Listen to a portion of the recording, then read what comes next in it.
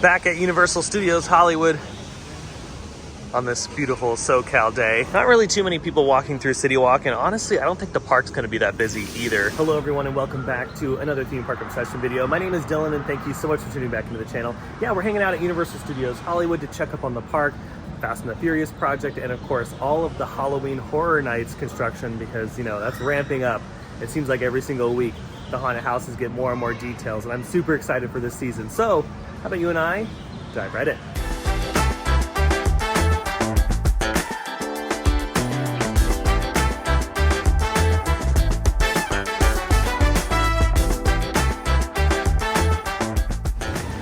First attraction of the day.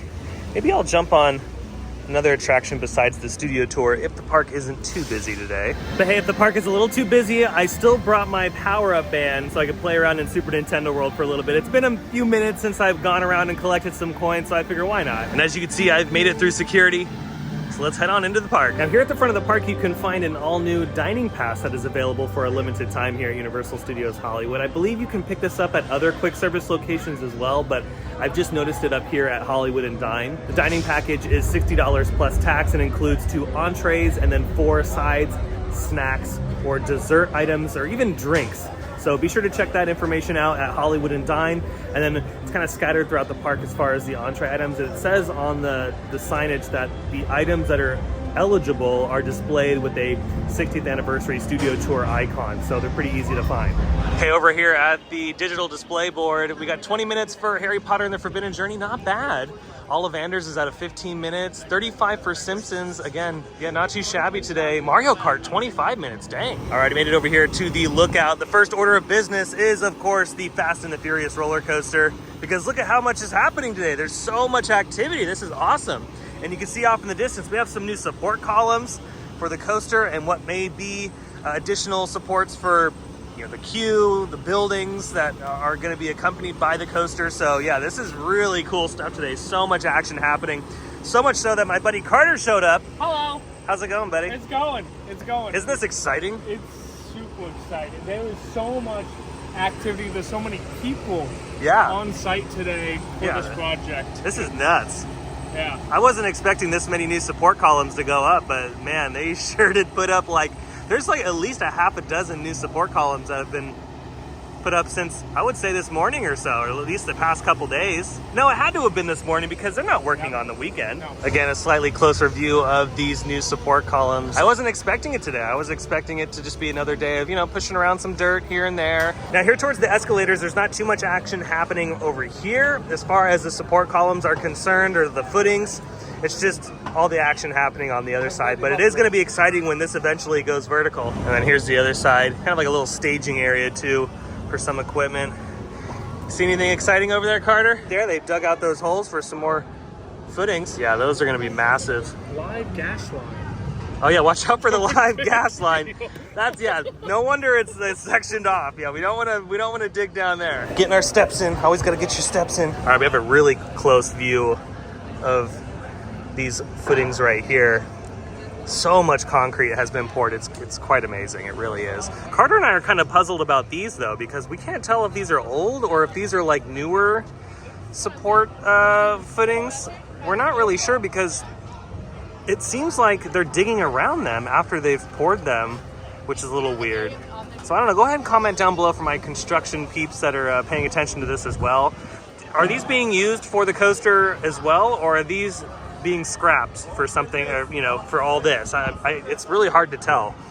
Regardless, this is really cool. Again, you can see how large these pieces will be once the concrete gets poured on this top section. Okay, I think Carter and I are kind of piecing together a puzzle here. We're thinking that maybe there might have been a little bit of an error when pouring some of these footings. And that's maybe why the coaster has been delayed. Because some of this doesn't really make sense. Like, again, why would you have to dig around this after you've poured it? Usually after you pour that section, they'll pour the top section and then they're good to go to put the piece of, you know, put the columns on, which will eventually hold the track. But it looks like there's been an error here. And we have some red tagging going on. And then when you look at like these ones, Carter was pointing out that it's just kind of weird how they're bent a little bit. And then when you look at this piece of steel, it looks like it's just been ripped apart. So yeah, what's going on here? Very, very interesting things happening here at the Fast and the Furious site. Oh, wow, look at that. Here we go. Holy moly, that is awesome. Big, massive piece being lifted up into place. Yeah, like Carter just said right now. Starway pieces? Yeah, they could be old Starway. Like, yeah, you were just saying that they could have just found that, and it just so happens to be in the way of the coaster. I don't know, we're pretty puzzled. It's cool though. This is so much fun. Like, this is when you know you're a total coaster nerd, because yeah, they're lifting that piece up and we were like, oh my god, they're lifting up another piece. But yeah, see, here's another one. Fresh concrete. That looks like fresh. Yeah, that looks like fresh concrete. And they ripped it up. See, and there's another one right there that's kind of like in a weird spot, and it has a bunch of spray paint all over it. So yeah, was this just existing pieces, like that something that used to be here? But you know what will tell us? Old construction footage. Oh yeah. If we go back, I'll have to look back and see. Because if I can't remember now, I can't remember if they were digging for these or these were just already here. These are new. Like, I know for a fact these like cutouts are new. I don't remember seeing that before. If they made a critical error, that's kind of like, that's crazy. I mean, it happens. Stuff happens, right? Yeah. Like, you're building on a side of a hill, and it's a very difficult project. Yeah, this is a very hard project. This is not easy. Like, I remember when, like, if you look at the Velocicoaster documentary, right? They talk about how logistically challenging that project is because it's in the middle of a operating theme park. Luckily, or not luckily, for them, COVID happened, and that kind of made it easier for the construction timeline. But this is not only in the middle of an operating theme park. It's on the side of a hill. It's on the side of a mountain. I mean, like always, I'll be keeping an eye on it every single week. This is a developing story. Like, it seems like every single week something new is happening. And then one last look of the coaster site before we move on to Halloween Horror Nights and the tram and all that kind of fun stuff. Yeah, the retaining walls that they're building are also pretty significant, and I can't wait to see what all of this looks like once it's complete, and I can't wait to see what the landscape plan is too once all the track is in place and the ride's pretty much done. Here's your look at the Halloween Horror Nights haunted house being built behind Revenge of the Mummy, and a little bits of progress have been made on the facade. More paint has been added, and I'm not sure if this is a base coat or if this is the final coat. I don't know. I feel like white is definitely a choice, and a very interesting choice if it is the final product.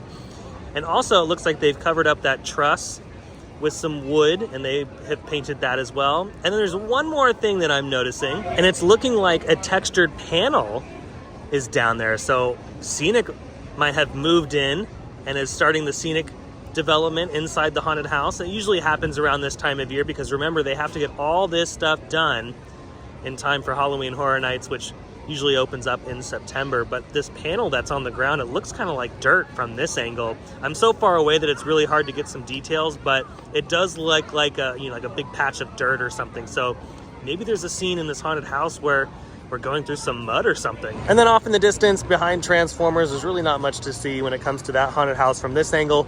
We're gonna have to ride the tram. All right, Carter and I have made it downstairs. We're gonna have a little bit of fun in Super Nintendo World, and then we're gonna head back upstairs. I love Super Nintendo World. You know, I can't wait for it to open up at Epic Universe. I think it's gonna be so exciting.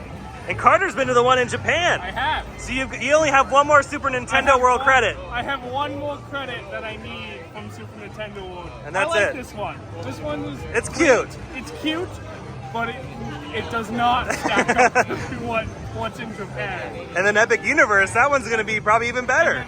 Epic Universe, the fact it's opening with Donkey Kong. Epic. Oh my god. Alrighty, I got my power-up band. Let's collect a few coins before we head out. Oh yeah, get those coins, get those coins. Get those coins, Carter, get those coins. I wonder if I got an achievement for coming into the land this month. Cause it's like spring season or something. I still love like the double stacked ones. Those are so much fun. Gotta hit it right here. Oh, we gotta wait. There we go. Boom! And these ones are great because they give you like a stack of coins. Yeah, heck yeah. Yeah, I love this. So yeah, I cannot wait for it to open at Epic Universe. And yeah, the fact that they're opening up with Donkey Kong as well is so amazing. Like, that's gonna be so much fun. Making my way back upstairs, but if you're wondering about Panda, yep, Panda Express is still closed. We finally have some vertical action happening over here next to Mel's Diner on the Halloween Horror Nights haunted house. And because of the size of this facade, I'm thinking this is gonna be another elaborate one. We've been seeing some really cool facades this year. And that's just without all the details. I can only imagine when we get to like August before the event officially opens, all these facades are going to look really, really good this year. So I'm holding out that this one is pretty impressive. I really loved the one last year, so fingers crossed that it's just as good, if not even better. Still too early to figure out what this one might be.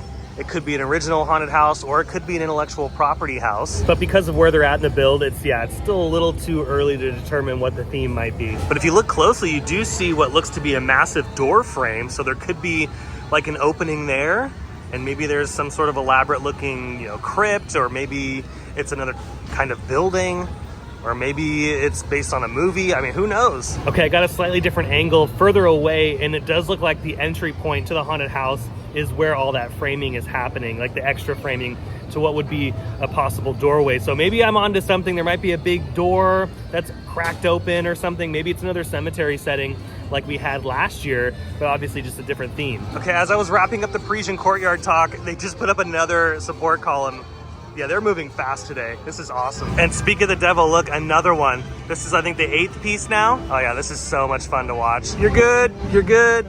You're good. And there you have it. The package was delivered. The crane's gonna reset and maybe pick up another piece, or they might be done for this section. So one more thing with the coaster that I've been noticing up in the upper deck, maybe those columns are for track and they're just different looking columns. They look very similar to the columns that we've seen on Arctic Rescue at SeaWorld San Diego. So there could be a moment where you hit the brake run and then the track splits in two, where then it would lead to a dual load, because it's looking like from the track that's already up there in the upper deck that we are getting a dual load coaster, which is amazing, especially for a busy theme park, which gets busier and busier every single year. They add new things. So we might be getting dual load. I'm all for it. And those supports on the tail end closest to French Street might indicate that that's where the coaster splits into two. Ooh, look at this over here in front of Forbidden Journey. They revealed the new lockers. I love that the lockers are outside now instead of inside the building. This is so much more efficient, and it's a little less crowded having it out here versus inside the castle. Yeah, I was so happy when they did this at Islands of Adventure, because Islands of Adventure was also experiencing the same issue, which is overcrowding, because it does get very cramped inside. So the fact that they built them over here as well with 3 different sections, so much better. And remember, the lockers are free here. They do have some paid options that are available, but if you just want to put your stuff in for the attraction, yeah, these are free. One more thing to do in today's video, and that is to ride the tram. You gotta check up on those haunted houses being built, the one behind Transformers, and then the 2 that are being built on the surface lot next to Curious George. And then other than that, I feel like we covered everything here at the park. Okay, just got off the studio tour to check up on the Halloween Horror Nights construction and saw some pretty cool developments happening. Loving the details so far with the haunted house behind Transformers. I love that brickwork happening. It kind of reminds me of the prison facade from Walking Dead. Very interesting things happening in front of this one. I don't know if this is going to be The Walking Dead. I highly doubt it's Walking Dead, but it could be some sort of industrial building, or it could be another prison setting, or it could be a big factory. We don't know. Again, all this is kind of shrouded in mystery. None of the haunted houses have been announced, so still a lot of guesswork over here. And then the next big thing was in the surface lot next to the Curious George parking structure. The facade for that haunted house that we can see from the tram looks incredible. It looks almost like a church facade with the windows. Like, it almost looks like stained glass windows. And one final thing, they're actually getting prepared for Terror Tram. At least I think they are, because near the back end of the experience where you'd usually end like the War of the Worlds section, they're starting to put tape on the ground for some things, and that's usually where they build like a structure that you'll walk through during Terror Tram. So maybe this is like the early stages of that preparation, because this is usually around the time that they slowly start building that back end up. So maybe here in the next few weeks, we'll see some vertical construction for the Terror Tram for the 2024 season. Okay, we've made it in the Super Nintendo World Store, where they have a few new items. There you go. They're gonna sell a boatload. They have been selling a boatload of these, because I've been seeing a bunch of them throughout the park. This little guy runs $39.99. And yeah, like I said, a lot of people have been buying them up. Did you miss out on the Stanley Cup craze? Well, don't worry, you can get the Mario Kart Cup instead. It's probably cooler than the Stanley Cup anyway. We have some new little keychain things. These are very popular in Japan. I've noticed at Disney, and Carter noticed it as well, but a lot of this stuff is kind of making its way to America, rightfully so, because it's pretty cool. But they have a Boo one, they have this one down here, love that, and I also have this one right here. Ooh, I don't remember this headband, $25 for that, with the banana and the star. And I think some of these are still, oh, we got Toad, that's brand new. And yeah, Mario and Luigi have been around for a while. Yoshi's been around, and obviously the mushrooms have been around. So we have a couple new items. And with that, I think that is gonna wrap it up for today's Universal Studios video. Well, if you enjoyed today's video, you can let me know by smashing the thumbs up button. And if you're new to the channel and you love these videos from Universal Studios or some of your other favorite theme parks, consider subscribing because I have brand new videos every single week that you won't want to miss out on. Also, be sure to check out my Instagram account. And if you want to go a step further in helping out the channel even more, you can hit the super thanks button down below. But until the next video, I hope you have a beautiful day, morning, evening, whatever it is. And I'll see you next time in the parks. Bye.